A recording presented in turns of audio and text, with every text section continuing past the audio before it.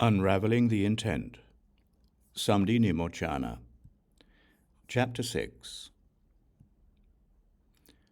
Then the Bodhisattva Gunakara asked the Blessed One, Blessed One, when bodhisattvas who are skilled in the defining characteristics of phenomena are called skilled in the defining characteristics of phenomena, what does it mean? Moreover, when the Tathagata designates them as such, what does it refer to? The Blessed One replied to the Bodhisattva Gunakara, Gunakara, for the benefit and happiness of many beings, out of compassion for the world, for the welfare, benefit, and happiness of all beings, including gods and humans, you are asking this. Your intention is excellent when questioning the Tathagata on this specific point. Therefore listen, Gunakara.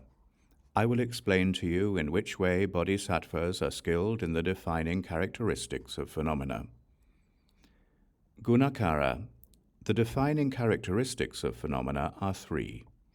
What are these three? They are the imaginary defining characteristic, the other dependent defining characteristic, and the actual defining characteristic. Gunakara, what is the imaginary defining characteristic of phenomena? It is what is nominally and conventionally posited as the essence or the distinctive characteristic of phenomena, even just in order to designate them. Gunakara, what is the other dependent defining characteristic of phenomena? It is the dependent arising of phenomena. It is like this. When this is, that arises. Because this arises, that arises.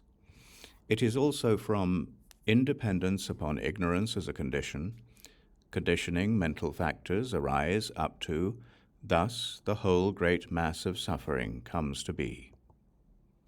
Gunakara, what is the actual defining characteristic of phenomena?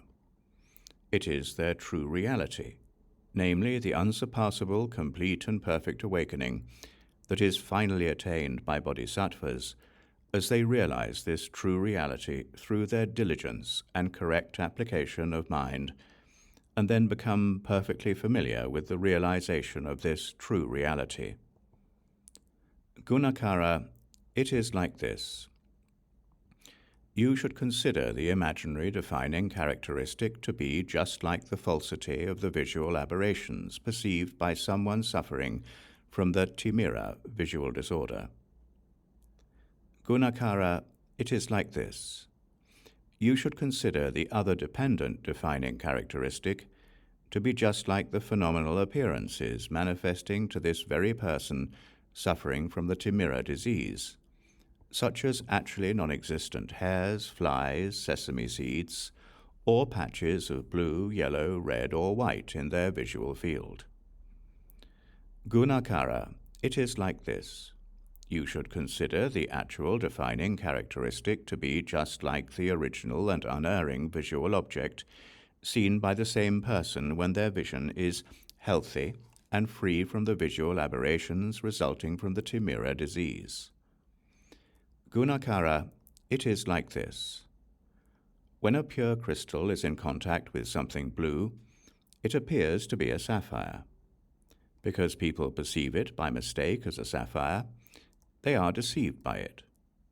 When this pure crystal is in contact with something red, green, or yellow, it appears to be a ruby, an emerald, or gold. Because people perceive it by mistake as a ruby, an emerald, or gold, they are deceived by it. Gunakara, it is like this. You should consider the mental imprint of conventions in terms of an imaginary defining characteristic upon the other dependent defining characteristic to be just like the contact of colors with a pure crystal. Thus you should consider the perception of an imaginary defining characteristic superimposed on the other dependent defining characteristic to be just like the mistaken perception of a sapphire, ruby, emerald, or gold superimposed on the pure crystal. Gunakara, it is like this. You should consider the other dependent defining characteristic to be just like this pure crystal itself.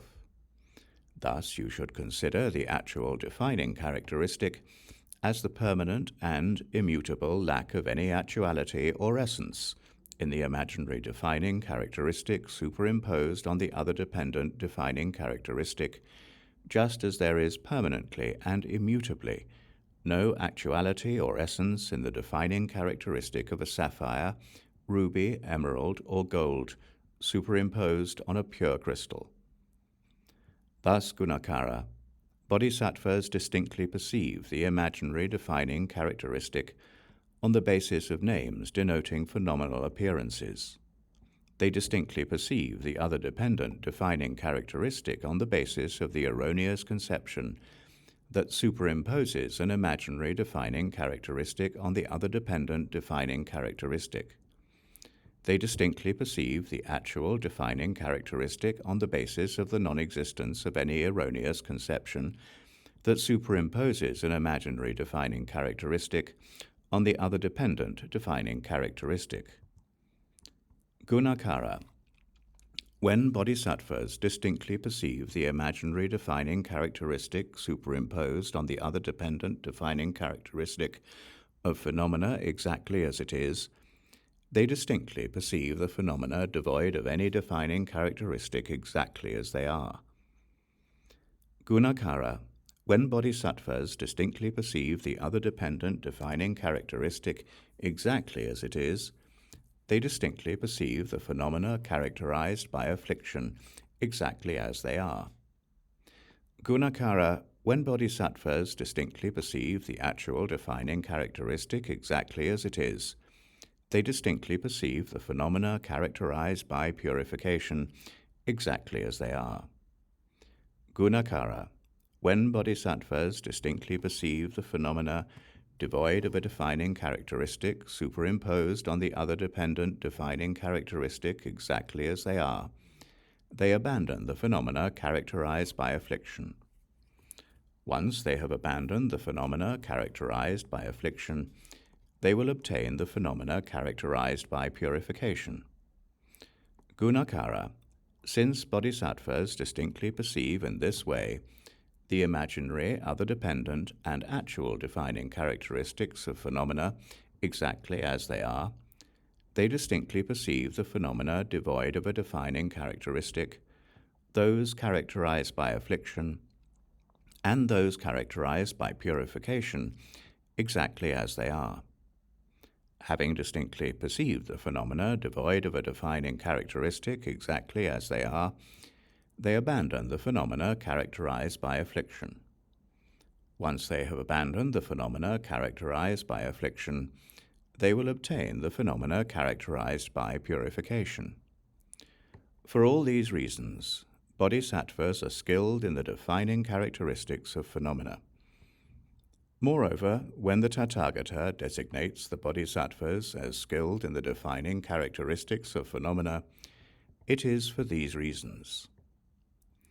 Then, at that moment, the Blessed One spoke these verses. Once the phenomena devoid of defining characteristics have been distinctly perceived, the phenomena characterized by affliction will be abandoned.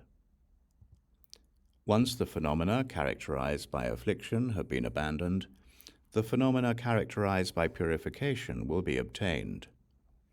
Careless beings, overcome by wrongdoing and indulging in laziness, do not realize the imperfection of conditioned phenomena. Falling apart in the midst of fleeting phenomena, they deserve compassion. This was the chapter of Gunakara, the 6th chapter.